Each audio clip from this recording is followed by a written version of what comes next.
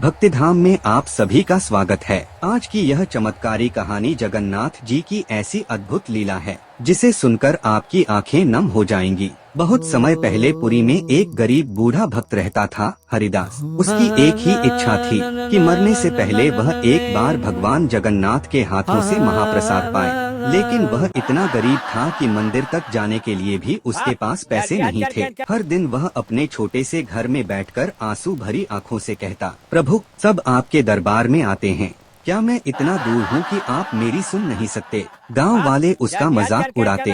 भगवान खुद कभी किसी के घर नहीं आते, लेकिन हरिदास को पूरा विश्वास था। एक रात भयंकर तूफान आया, बिजली चमक रही थी। बूढ़ा हरिदास भूखा ही सो गया। आधी रात को अचानक उसके दरवाजे पर दस्तक हुई।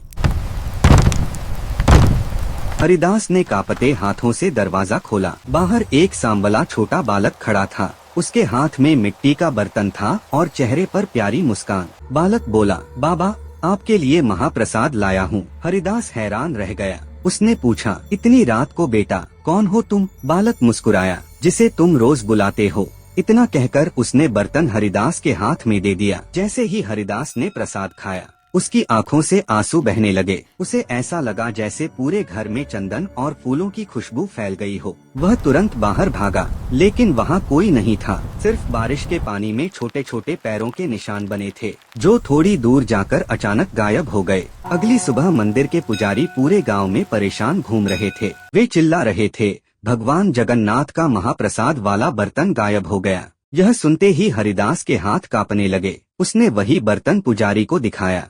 पूरा गांव स्तब्ध रह गया। पुजारी रोते हुए हरिदास के पैरों में गिर पड़ा और बोला, बाबा, कल रात स्वयं जगन्नाथ जी आपके घर आए थे। उस दिन के बाद लोगों को समझ आ गया, भगवान को बड़े महल नहीं, सच्चा दिल चाहिए।